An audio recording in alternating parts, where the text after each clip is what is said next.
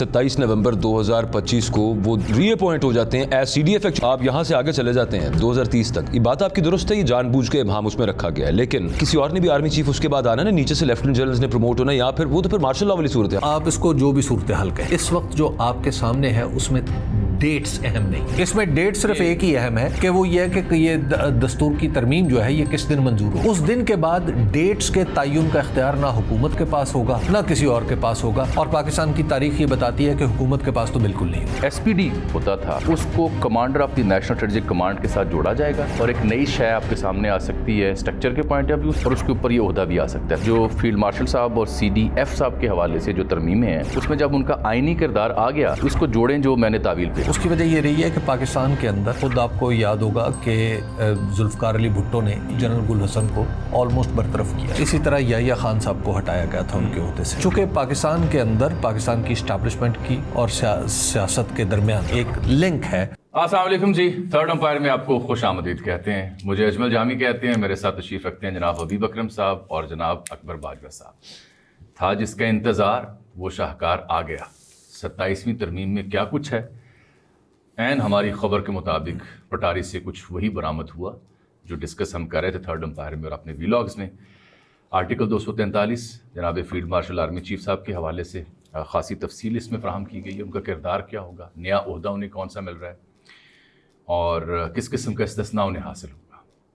صدر مملکت اور وزیر اعظم یہ کیوں محروم رہیں, ان کا ذکر خیر بھی ہو گیا استثناء کے حوالے سے. اور اصل جو مدعا ہے وہ عدالت کے حوالے سے ہے. ہائی کورٹس ہوں, سپریم کورٹس ہوں, یا پھر سپریم کورٹ ہو یا پھر آئینی عدالت ہو, وہ معاملہ تفصیل طلب ہے جس پہ بحث ہوگی. پیپلز پارٹی نے آخری لمحات میں کیا کردار ادا کیا, اور نون لیگ نے پھر جاتے جاتے کیا کارروائی باریک ڈالی, اور کیا 27ویں ترمیم پر فل سٹاپ لگ جائے گا. میرے پاس خبر یہ ہے کہ پکچر ابھی باقی ہے, ابھی ایک اور مرحلہ باقی ہے, ابھی کچھ اور عہدوں کا تعین مزید باقی ہے. تو فلور اوپن کرتے ہیں. السلام علیکم سر. وعلیکم السلام. طبیعت مزاج کیسی ہے؟ بالکل ٹھیک. آپ کیسا محسوس کر رہے ہیں؟ بہترین.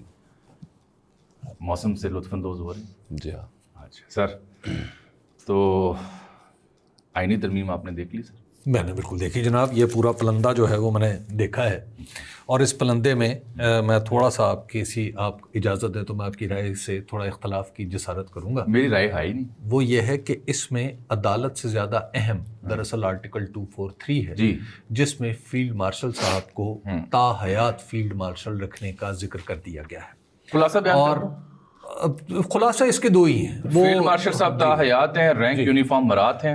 فیلڈ مارشل صاحب کو ہٹانے کے لیے مشترکہ اجلاس چاہیے 2/3 اکثریت. جی وہ صدر کے مواخذے. فیلڈ مارشل صاحب کے خلاف عدالت میں کیس نہیں ہو سکتا سر. جی, اور بڑی فوج کا سربراہ یعنی فیلڈ مارشل صاحب بھی تینوں فوجوں کو سربراہی کریں گے. اور یہ نیا عہدہ جو ہم CDS کہہ رہے تھے, انہوں نے S لفظ پسند نہیں کیا, F لگا دیا ہے, چیف آف ڈیفینس فورسز. ایک اس میں صرف کوشچن یہ رہتا ہے اس پہ آپ کی انڈرسٹینڈنگ میں بھی یہ 2030 تک ہے CDF؟ نہیں, مجھے یہ لگتا ہے کہ یہ معاملہ اب آگے نکل گیا ہے. یہ 2030 اس میں اب تو بالکل ایک انڈیکیٹو سی بات ہے, اس سے زیادہ اور کچھ نہیں ہے اب, کیونکہ جس طرح تا حیات چیزوں کو کر دیا گیا ہے, اس کا مطلب یہ ہے کہ حکومت کے پاس اب یہ اختیار نامنلی تو رہے گا, لیکن عملاً یہ اختیار کہیں اور منتقل ہو جائے گا, اور اس کے بعد ہی یہ فیصلہ ایک عسکری نوعیت کا فیصلہ بن جایا کرے گا آگے چل کے کہ کس نے کتنی دیر رہنا ہے. کم از کم فیلڈ مارشل کی حد تک یہ رہے گا جو لفظی, اگر ہم لفظوں پہ جائیں. اس کے بعد جو ہے وہ پھر کیا نہیں, میں CDF کی بات کر رہا ہوں. CDF shall be for next 5 or 3 years, اس پہ کلیئرٹی نہیں ہے ابھی. دیکھیے CDF کے ساتھ جو فیلڈ مارشل صاحب کے ساتھ لکھ دیا تو 5 سال ہی ہے کہ اب وہ ریٹائر نہیں ہوں گے. ٹھیک ہو گیا, ٹھیک ہے نا. تو اب وہ اس کے ساتھ یہ بھی لکھ دیا گیا ہے کہ ان کی کمانڈ کا عرصہ تو محدود ہے, لیکن حکومت چاہے تو حکومت ان کے لیے کچھ نہ کچھ ارینج کرے گی. سر جو کلاز نمبر 10 ہے نا, اس میں بڑے وضاحت کے ساتھ لکھا گیا کہ جب ان کی ٹرم کمپلیٹ ہوگی کمانڈ کی اس قانون کے مطابق, تو فیڈرل گورنمنٹ جو ہے وہ ڈٹرمن کرے گی ان کی responsibilities and duties of field marshal. نہیں, ابھی جو 27 کو chairman joint chiefs of staff committee کا عہدہ ختم ہو کے CDF ہو رہا ہے, اور پھر آرمی چیف ہی CDF ہوں گے, تو یہ کتنے ٹینیور کے لیے ہوں گے, اس میں کیا اس میں کوئی ذکر نہیں, کم از کم فیلڈ مارشل کے حوالے سے کوئی ذکر نہیں. کیا کلیئرٹی یہ ہے کہ جو آپ کا پچھلا آرمی ایکٹ میں ترمیم ہوئی تھی, اس میں سروسز چیف اور آرمی چیف کی مدت کا 5 سال ہو چکا تھا. تو جب یہ نیا عہدہ تخلیق ہو کے آئین کا حصہ بن گیا ہے تو اس پر اس کا اطلاق ہوگا, اس میں بھی لفظ ایڈ 5 سال نا. ہاں, یہ نومبر 27 نومبر کو مرزا صاحب رخصت ہو رہے ہیں, آخری پاکستان کی تاریخ کے chairman joint chief of staff committee, اور اس کے بعد اس دن آصف منیر صاحب بن جائیں گے سی ڈی ایف بن جائیں گے 5 سال کے لیے, 5 سال کے لیے, اور نومبر 2025 سے نومبر 2030 تک اس کا اطلاق ہوگا. دیکھیے آپ کی یہ محض رائے ہے, کیونکہ اس کے اندر جو مدت کے حوالے سے ابہام ہے وہ بہت بڑھ جائے گا. اس میں ابہام جو خالصتاً جو فیلڈ مارشل صاحب کی ذات کے حوالے سے ہے وہ ابہام اب آگے مستقبل کا حصہ رہے گا. اس لیے آپ یہ کہنا کہ فلاں تاریخ کو کوئی ان کی کمانڈ کا آخری دن ہوگا یا فلاں تاریخ کو کچھ ایسا ہوگا, تو ایسا کچھ نہیں ہونے والا, کیونکہ اس میں اس کے جو ورڈنگ ہے یہ بتا رہی ہے کہ یہ ابہام رکھا گیا ہے اور اس ابہام کا فیصلہ وقت کے مطابق اور حالات کے مطابق کیا جائے گا, نہ کہ وہ کسی اور چیز کے تابع ہوگا. اور چونکہ یہ دستور میں لکھ دیا گیا ہے اس لیے جو اس کی جو اگلی لیجسلیشن ہے وہ تو اس کے تابع ہو جائے گی نا. لیکن ایک پیچیدگی یا کلیئرٹی اس میں یہ ہے نا کہ میں عرض کر دیتا ہوں کہ یہ 27 نومبر 2025 کو وہ ری اپوائنٹ ہو جاتے ہیں as C D F actually, لیکن بنیادی طور تاریخوں کو آگے چلیے نا, تھوڑا سا میں اس میں عرض کر لوں, آپ یہاں سے آگے چلے جاتے ہیں 2030 تک. یہ بات آپ کی درست ہے, یہ جان بوجھ کے ابہام اس میں رکھا گیا ہے, لیکن کسی اور نے بھی آرمی چیف اس کے بعد آنا نا, نیچے سے لیفٹنٹ جنرلز نے پروموٹ ہونا, یا پھر وہ تو پھر مارشل لا والی صورت ہے. دیکھیے آپ اس کو جو بھی صورتحال کہیں, اس وقت جو آپ کے سامنے ہے اس میں ڈیٹس اہم نہیں کہ فلاں تاریخ کو کیا ہوگا, اسٹرکچر تبدیل کرنا بالکل ہو جائے گا, بالکل ہو جائے گا, یہ ہو چکا ہے. اچھا ہاں ٹھیک ہے نا. اب آپ اس میں اب آپ اس کو پسند کریں یا نہ, کمانڈ اسٹرکچر تبدیل ہو چکا. میں اس سے حبیب صاحب کی رائے سے ٹھیک ہے نا. یہ اب اس میں ڈیٹس اہم نہیں رہی, اس میں ڈیٹ صرف ایک ہی اہم ہے کہ وہ یہ ہے کہ یہ دستور کی ترمیم جو ہے یہ کس دن منظور ہوگی. اس دن کے بعد ڈیٹس کے تعین کا اختیار نہ حکومت کے پاس ہوگا نہ کسی اور کے پاس ہوگا, اور پاکستان کی تاریخ یہ بتاتی ہے کہ حکومت کے پاس تو بالکل نہیں ہوتا.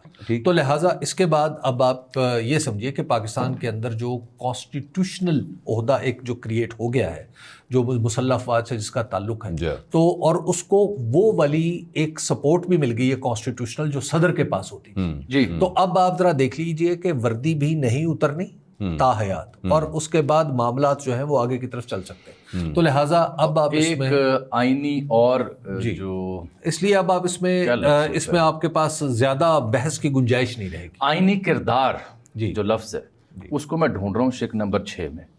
The prime minister shell on the recommendation of the chief of the army staff concurrently, جو کہ ابھی chief of defence staff defence force ہیں وہ اس کا اضافہ کر دیا گیا, appoint the commander of the national strategic command from the member of Pakistan army. یہ انتہائی اہم اس لیے ہے کہ جو آپ کمانڈ اسٹرکچر کی بات کر رہے ہیں اس کا اطلاق اس پہ ہوگا. فی الحال فیلڈ مارشل صاحب یعنی آرمی چیف صاحب یعنی چیف آف ڈیفینس فورسز کے جو سی ڈی ایف ہیں وہ تینوں عہدے ان کے پاس ہیں.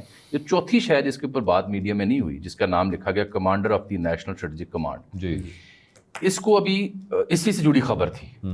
وہ یہ ہے کہ جو آپ کا ایس پی ڈی ہوتا ہے جو اسٹریٹجک پلاننگ ڈویژن جو ہوتا ہے اس کے ساتھ چونکہ ہمیں بتایا جا رہا ہے کہ وار فیئر میں بہت تبدیلیاں آ گئی ہیں, نئے ویپن اور نئی آپ کہہ سکتے ہیں اسٹرکچر کھڑے ہو رہے ہیں, راکٹ فورس کا راکٹ میزائل کا ہو, اس طرح کی چیزوں کو حتمی شکل دی جا رہی ہے جو اطلاع ہے اسلام آباد پنڈی سے.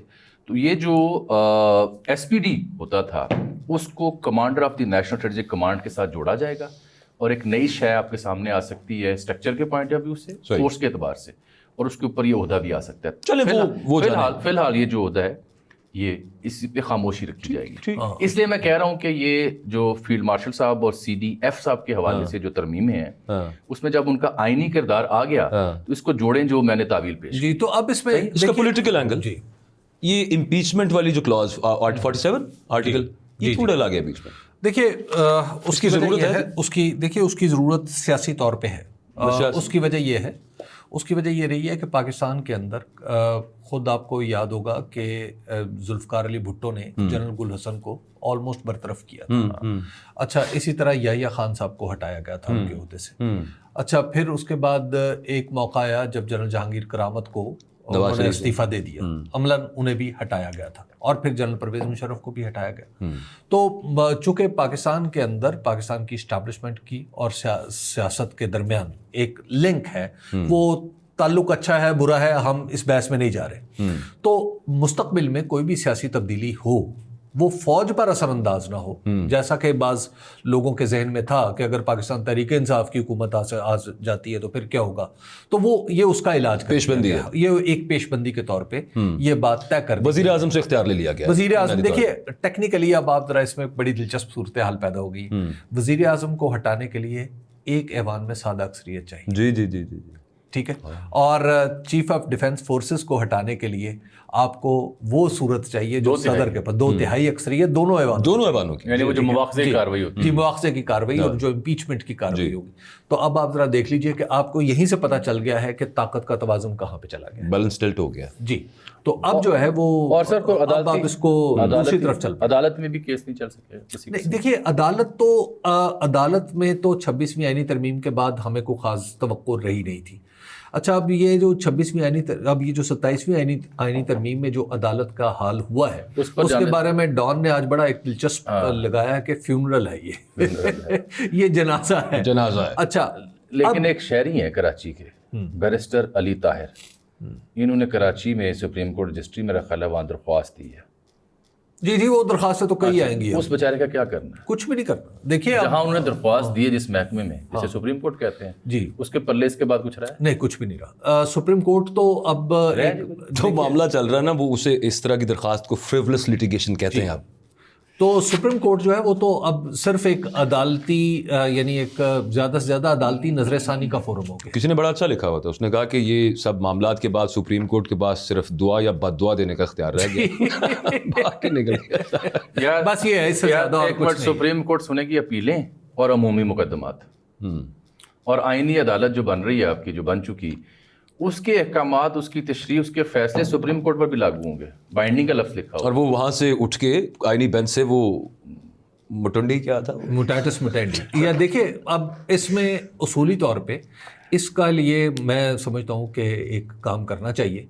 وہ یہ ہے کہ اب جو فیڈرل ایک کانسٹیٹیوشنل کورٹ بن جانی ہے تو اس کے لیے جسٹس قاضی فائز عیسیٰ کو دوبارہ لیں، کیونکہ آئین کے اندر جو کچھ کمی رہ گئی اس کی تباہی اور بربادی میں، اور جس شخص نے اس کی بنیادوں میں ڈائنامائٹ لگا دیا تھا اس کو واپس لے آئیں تاکہ کانسٹیٹیوشن کا جو باقی بھرم ہے وہ بھی اڑا کے رکھ دے، وہ بھی ختم کر دے. آپ کو جواز ختم ہو گیا جی وہ لیکن مارجن پیدا کر دیں سر. اچھا وہ آپ تو خواہش کا اظہار. میں تو خواہش نہیں مارجن پیدا کر دیں. جی اس احمد پنڈی میں خبر ہے یہ.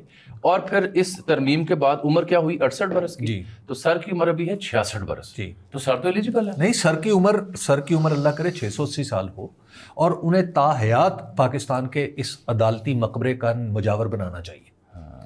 ورنہ اور بھی بہت سارے لوگ اویلیبل ہیں، دستیاب ہیں. اس مجاوری میں وہ شخص کم از کم اپنے ہاتھوں سے، اپنی آنکھوں سے دستور کی بربادی تو دیکھے. ٹھیک بات ہے. جس کی اس نے بنیاد رکھی تھی، کم از کم اسے یہ موقع تو ملنا چاہیے نا. اچھا یہ ویسے یہ دستوری چینجز تو نہیں ہے نا؟ بنیادی طور پہ تو معاملہ یہ ہے کہ جب آپ نے عرض کرنے تھے نا، یہ ایل ایف او کا اور پی سی او کا کوئی بہن بھائی ہے؟ نہیں، یہ 8ویں ترمیم پلس ہے. 8ویں ترمیم. ہاں ٹھیک، بالکل یہ 8ویں ترمیم پلس ہے. بالکل ٹھیک بات. پلس ابھی کبھی جا کے شاید میں تھوڑا سا غیر سنجیدہ ہوتا جا رہا ہوں، کیونکہ جیسے جیسے ہم صفحے پھرول رہے ہیں نا، جی تو میرے پاس سنجیدہ جو کانٹینٹ اس کی کمی واقع ہے، اور تو مجھے معاف کیجیے گا. نہیں وہ تو ترمیم بتا رہی ہے کہ سنجیدہ کون اور غیر سنجیدہ. کیا ملا میں عرض کرتا ہوں سر جی، لگے ہاتھوں اگر شہباز صاحب کا دور بھی 10 سال کا ہو جاتا، پارلیمان بھی 10 سال کی ہو جاتی ہے. 10 سال میں تو نہیں، میں آپ کی مذمت کرتا ہوں. کیوں؟ اور یہ جو آپ کہہ رہے ہیں 10 سال، یہ 100 سال پہ ہونا چاہیے. آپ وزیر اعظم کو بھی تاحیات بنوائیں. نہیں، صدر آصف زرداری صاحب کو بھی تاحیات بنائیں. میں کہہ رہا ہوں کہ جب چونکہ ہم نے کل اطلاع دی تھی نا کہ یہ ساری کہانی ہے کہ جی وہ جمعرات جمعے تک چلا گیا معاملہ اور اجلاس بلایا گیا تھا تو وہ نہیں ہو سکا. وہ ویڈیو لنک کے لیے آرڈر آ چکے ہوئے تھے اور وہی ہوا. جی. اور اس کے بعد آج جب اجلاس ہو رہا تھا تو آخر میں پہلے پیپلز پارٹی کی جانب سے کچھ لوگ آئے تو انہوں نے صدر مملکت کے لیے وہ کلوز ڈلوائی، امیونٹی والی. وہ تو پہلے تھی آلریڈی ڈلوائی. نہیں وہ ویسے وہ ہمارے دستور کا حصہ ہے، لیکن اس میں ڈلوائی ایک اور نئے سرے سے. جب انہوں نے ڈلوائی تو اینڈ پہ طاہر خلیل سندھو صاحب، جی انہوں نے ایک ترمیم پیش اور انوشا رحمان صاحبہ حبیب صاحب کے دوست ہیں، تو انہوں نے پھر پی ایم کے لیے بھی کہا کہ جی ان کو بھی ڈال دیں. تو میں کہہ رہا ہوں کہ اگر صدر اور وزیر اعظم کے لیے یہ معمول کی کام آپ کر رہے ہیں تو پارلیمان کی مدت اور ان کی جو تو اس کو کر دیں، اس کو 100 سال کر دیں. کر لینا چاہیے. میرا خیال ہے اب اس پہ 100 سال کر دیں. آپ دونوں سے ایک انفارمیشن درکار ہے اتنا تو، خاص طور پہ اور 100 سال بعد بھی یہ اختیار اس میں لکھ دیا جائے کہ 100 سال بعد بھی یہ پارلیمنٹ چاہے تو مزید 100 سال کر. نہیں سر ایڈے بھی فرام نہیں کی. نہیں ایسی بات نہیں ہے. چلے آپ کو مجھے غصہ، مجھے پتا ہے آپ کو باجوہ صاحب اس پہ غصہ ہے. چلے ایسا کریں 99 سال چلے ٹھیک ہے. آپ دیکھیں حضرت اپنی جگہ آئین. اچھا مجھے یہ بتائیں نا، مجھے یہ بتائیں، یہ ملک کے لیے، قوم کے لیے، نیشنل انٹرسٹ کے لیے ترمیم بہت ضروری تھی.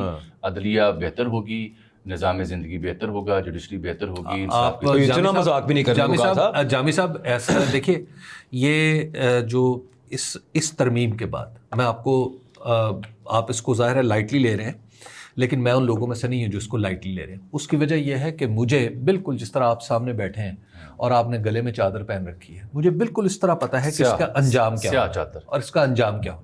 اس کی وجہ یہ ہے کہ اب پاکستان کے اندر آپ کے ہاں جو گروہ بندی ہے اور جو کارٹلائزیشن ہے وہ بڑھے گی. پاکستان کے اندر جو عدالتی اختیار ہے وہ چونکہ محدود ہو چکا ہے، لہٰذا پاکستان کے اندر جو بڑی اور ہیوی انویسٹمنٹ جسے کہتے ہیں وہ اب پاکستان کے اندر نہیں آئے گی.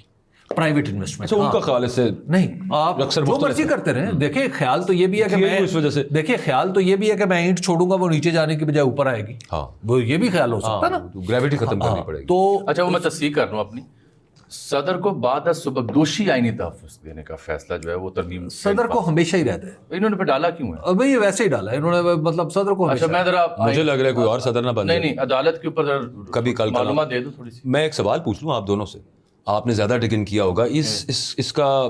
جیسے حبیب صاحب کہہ رہے تھے قاضی فائزی صاحب، وہ تو ٹھیک ہے، وہ بنیاد اسی نے رکھی تھی. اس کا شریف الدین پیرزادہ کون ہے؟ جناب اعظم نذیر تارڑ صاحب، بقلم خود. لیکن ان کے پیچھے ظاہر ہے دیگر لوگ بھی ہیں شامل. لیکن بہرحال اس میں ان کا جو 243 میں جو چیزیں نکالی گئی ہیں اور کریڈٹ دیکھیے، اب اس میں بھی آپ یاد رکھیں کہ جنرل حفیظ پیرزادہ بھی، وہ جو حفیظ، سوری معاف کیجیے گا، جو پیرزادہ صاحب تھے، شریف الدین پیرزادہ صاحب، شریف الدین پیرزادہ بھی مشاورت سے کرتے تھے لیکن اس کی ذمہ داری خود لیتے تھے.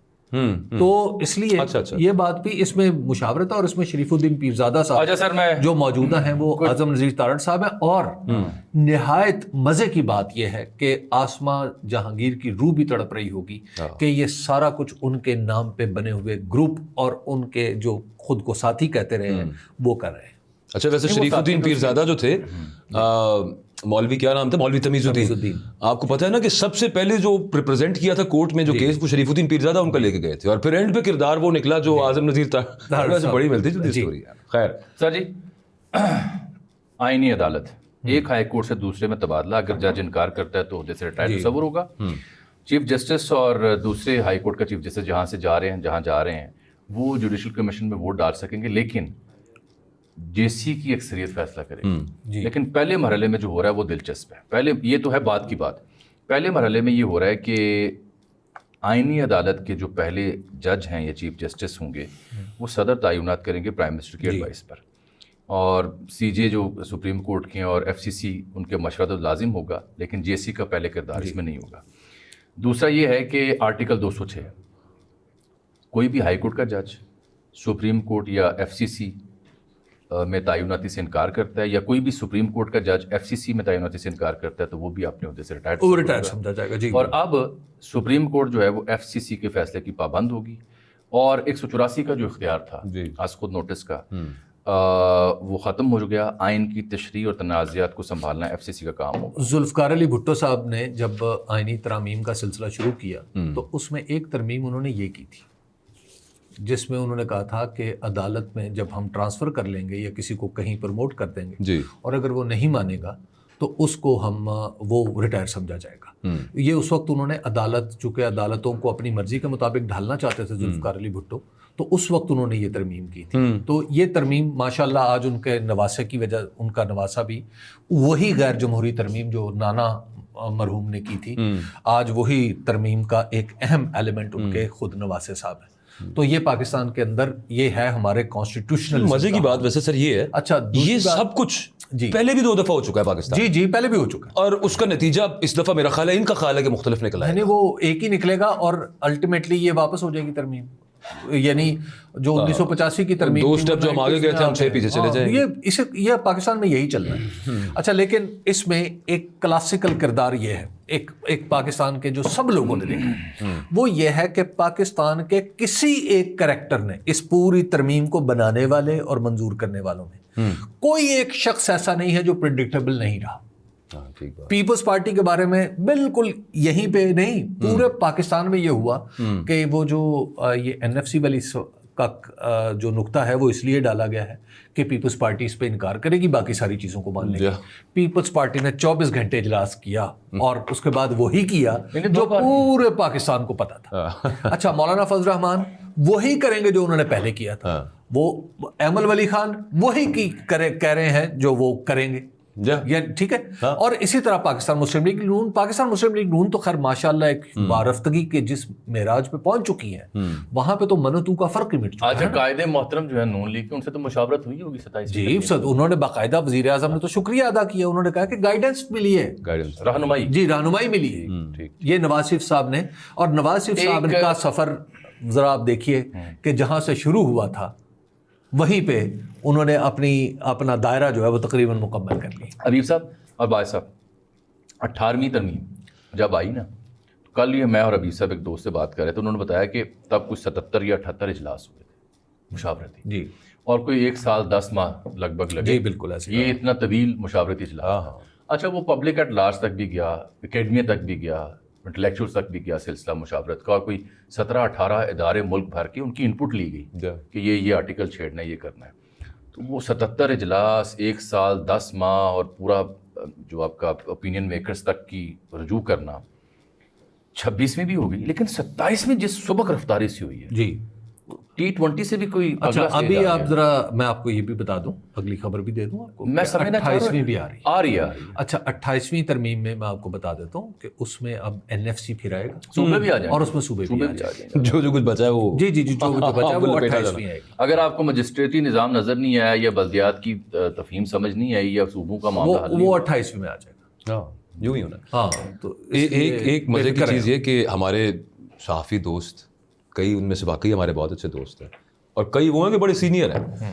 आज उन्हें जब ये मंजूर हुआ काबीना से, उसके बाद सेनेट की और मुश्तरका कमेटी में आया सब, अच्छा उन्हें तनकीद करने का सिर्फ एक तरीका नजर आया, सब कुछ इमरान खान की वजह से हुआ जी, और ना इमरान खान पंगा लेता तो ये ना हो रहा होता। ये तनकीद चेक करें आप, मतलब माशाल्लाह खूबसूरत। मकतूल खुद गिरा था खंजर की नोक पर। वाह वाह, खान साहब ने ज्यादती की थी मुल्क दिन, तरमीम करवाती साढ़े तक।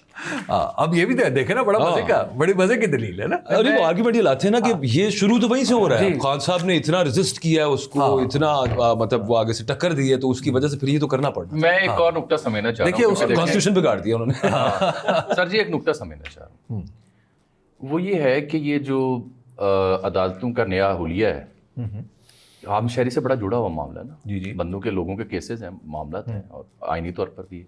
अब ये जो नया हुलिया या नई सूरत हाल है, इसके बाद अदालतों की स्टैंडिंग होगी क्या? मेरा ख्याल है मैं अपनी राय से ज़रा रजू करना चाहता हूँ प्लीज़, क्योंकि मैंने यहीं बैठ के अर्ज़ किया था कि ये अदालतें सिविल कोर्ट तक आ जाएंगी, हाई कोर्ट्स। मेरी राय गलत थी, ये सिविल कोर्ट से भी नीचे चली जाएंगी। उसकी वजह यह है कि जो मुकदमे होते हैं, एक मुकदमा है आपके और मेरे दरमियान, ठीक है, ये मुकदमा तो हम पंचायत में भी चले जाएंगे, हल हो जाएगा। वो जज का और अदालत का उस वक्त पता चलता है जब एक तरफ हुकूमत हो या ताकतवर हो। हमारे जो सारे मुकदमात की जो बुनियादी नेचर है, ये जो इंडिपेंडेंस ऑफ जुडिशरी कही जाती है, ट्राइकोटमी ऑफ पावर जिसे कहा जाता है, वो या सेपरेशन ऑफ पावर का जो नुक्ता नज़र है, जो नज़रिया है, वो बुनियादी तौर पे है ही हुकूमत के ख़िलाफ़। अब हुकूमत के ख़िलाफ़ कोई फ़ैसला कैसे होगा जब जज साहब को पता है कि मेरा ना सिर्फ मेरा तबादला हो सकता है, मतलब आप लाहौर हाई कोर्ट के किसी जज को कहें कि जनाब अब आपने डेरा इस्माइल खान बेंच में, पेशावर हाई कोर्ट के, खैबर पख्तूनख्वा हाई कोर्ट के डेरा इस्माइल खान बेंच में बैठना है जी, तो उसके लिए यही सुहाने रू होगा, ठीक है। अच्छा, और वो अगर नहीं मानेगा तो उसको इनकार कर दिया जाएगा, यानी वो तो सबूत किया जाएगा कि वो रिटायर्ड है, ठीक है। इसी तरह जो सुप्रीम कोर्ट के जज साहिबान हैं, सुप्रीम कोर्ट के जज साहिबान को नज़र आ गया है कि एक जगह आपने कर दी है جو مدت ملازمت وہ کر دی ہے 62 سال، ٹھیک ہے. ایک جگہ کر دی ہے چیف جسٹس کے لیے 65 سال اور اوپر کر دی ہے 68 سال. تو سپریم کورٹ کے جج صاحبان کو بھی اگلے 3 سال کی نوکری نظر آ رہی ہوگی یا 5 سال کی نوکری نظر آ رہی ہوگی. تو لہٰذا وہ پھر ہائی کورٹ کے جج صاحبان کو بھی نظر آ رہی ہوگی. اور ریٹس تو سر پہلے ہی ختم ہو گئی. تو ریٹ کو تو پہلے ختم کر دیا ہے. وہ فنڈامنٹل رائٹس کے لیے رکھی گئی تھی ریٹس. جی تو فنڈامنٹل رائٹس اب آپ اس کو ایک جانے ہی دیں. ایک ہیبیس کارپس کا کیا حشر ہوا ہے پچھلے 3 سالوں کے اندر وہ ہم نے دیکھا ہے. وارنٹوں کی طرح اٹھا لوں کیا بتائیں. وہ نقطہ بھی در حقیقت اس بندوبست کی جانب نشاندہی کرتا ہے جو شاید دبے لفظوں میں یا کھلے لفظوں میں ہم بیان کرنے کی کوشش کر رہے ہیں کہ اگلا منظرنامہ کیا ہے, چلے گا کیسے سسٹم. سینرجی نہیں, میں بتا رہا ہوں چھوٹا سا ایک مثال, چھوٹی سی معمولی. آرٹیکل 93 تھا, پرائم منسٹر جو ہے اس کے پاس کتنے ایڈوائزر ہو سکتے ہیں. جی وہ 5 ہوتے تھے, انہیں 7 کر دیا گیا. ہاں وہ سبھی جگہ بڑھا دی صوبوں کے لیے بھی. اب ایڈوائزر سے مراد یہ ہے کہ نان الیکٹڈ. جی ایڈوائزر سے بالعموم ایڈوائزر سے مراد یہ ہے کہ ٹیکنوکریٹ ٹائپ کے, جیسے بلال ثاقب صاحب آئے اور دیگر لوگ آئے ہیں. تو میرا خیال ہے کہ یہ جو صافی بھی رہ چکے ہیں, جو جی مشرف زیدی بھی ہو گئے, فہد حسین صاحب رہ چکے ہیں, فہد حسین بھی رہ وہ ایسے پی ایم تھے, ایسے پی ایم اسی کیٹیگری میں ہے نا یہ. اب میں اس نقطے سے جو کشید کر رہا ہوں, نان الیکٹڈ سے میں کشید یہ کر رہا ہوں کہ یہ اس بندوبست کی جانب پیش قدمی ہے, سینرجی کی طرف. آپ اس کو سینرجی کہہ لیں, آپ اس کو انرجی کہہ لیں, آپ اس کو کچھ بھی کہہ لیں, سنک کہہ لیں, آپ اس کو سنک کہہ لیں, آپ کچھ بھی کہہ لیں. اہم بات یہ ہے کہ اب اب میں آپ کو عرض کروں, میں بالکل کام کے بندے, پڑھے لکھے بندے, کمپیٹنٹ بندے, ٹیکنوکریٹ بندے جن کو کام آتا ہے, جن کو موقع نہیں مل پاتا یہ عجیب و غریب سیاست کی وجہ سے. جی اور کی دکھاؤں میں کچھ رہ. اچھا, اور دوسری بات یہ ہے کہ اب اس کے بعد جو سیاست کے نئے ٹرنز آئیں گے نا, میں آپ کو بتاؤں کہ وہ زیادہ تلخ ہوں گے, اور اب جو سیاسی لکیریں ہوں گی وہ زیادہ گہری بھی ہو جائیں گی. اور اب جو پولیٹیکل پارٹیز جو یہ ترمیم کر رہی ہیں وہ پولیٹیکل پاور سٹرگل کی ایکویشن سے نکل جائے گی. اب جو فریق ہیں ان کا تعین ہو جائے گا اس کے بعد, اور ظاہر ہے یہ کوئی خوشگوار عمل نہیں ہوگا, کافی ناخوشگوار ہوگا, جو سب بھگتے ہیں. ایڈ ٹو ایٹ وہ آگے کی جو صورتحال بن رہی ہے, خواجہ آصف اس پہ خیر کل گفتگو کریں گے تفصیل سے, میرا خیال ہے کہ وہ پاک افغان مذاکرات کلیپس ہو گئے ہیں. جی اب بہت دیکھیے وہ بھی اچھا وہ کہہ رہے ہیں, افغان سائڈ کہہ رہی ہے کہ سیز فائر ابھی برقرار ہے. خواجہ آصف پھر اگین وہ ان کی اسٹیٹمنٹ سے جنگوازم جو ہے نا وہ جھلکتا ہے. پتہ نہیں کیوں ان کو اتنا شوق چڑھا ہوا ہے کہ مطلب وہ ختم ہو گئے. ان کی تو گارنٹی لینے کو کوئی تیار نہیں ہے. ان کو تو جو بیچ میں جو میڈیٹر تھے انہوں نے بھی ہاتھ اٹھا لیے. خیر چلے, مسئلہ یہ ہے کہ خواجہ آصف صاحب کی اپنی کوئی سوچ نہیں ہے. خواجہ آصف صاحب ایک ٹیپ ریکارڈر ہیں جو بچتے, بس سن لیتے, ریکارڈ ہوتا ہے, پھر آگے وہ آ گیا, وہ ریپلے ہو جاتا, بس اس سے زیادہ اور کچھ نہیں. وزیر آباد کا حلقہ 1966 ضمنی انتخاب تھا. بلال فاروق تاڑر صاحب بلا مقابلہ کامیاب ہو گئے ہیں. جی یقیناً ان کا تعلق مسلم لیگ نون سے ہوگا. جی تو یہ تو سب کچھ یہ تھا. یہ دیکھیے جی, پاکستان کی تاریخ میں, correct me if I am wrong, میرے خیال جنرل وحید کاکڑ صاحب شاید پہلے اور آخری شخص تھے جنہوں نے توسیع یا کسی بھی معاملے پہ بسم اللہ کہنے سے انکار کیا تھا. اسی طرح سے ہم جنرل مرزا کو بھی یاد رکھیں گے کہ وہ اس کمیٹی کے آخری chairman joint chief of staff committee گزرے ہیں. ٹھیک ہے, اجازت دیجیے, اللہ حافظ.